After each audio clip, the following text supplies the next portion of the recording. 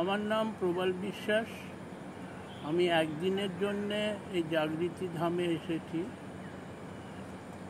মানে জায়গাটা এত অপূর্ব, মানে টালিগঞ্জ থেকে 40 কিলোমিটার কি 35 কিলোমিটার, মানে সারা দিনটা ঘুরে গ্রামের মধ্যে থেকে জাস্ট ঘুরে ফিরলাম। মানে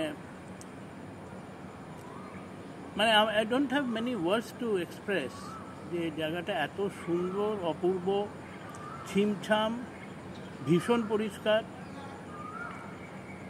মানে একটু সার্কাস্টিক্যালি বলবো লোকেরা যে কেন মন্দারমণি যায় আমি এটাই বুঝি না। আর মানে সভ্যভদ্রভাবে যদি একটা ট্রিপ করতে হয় এখানে এসে দুরাত থাকাটা ভীষণ সুন্দর। I think it can be very rejuvenating and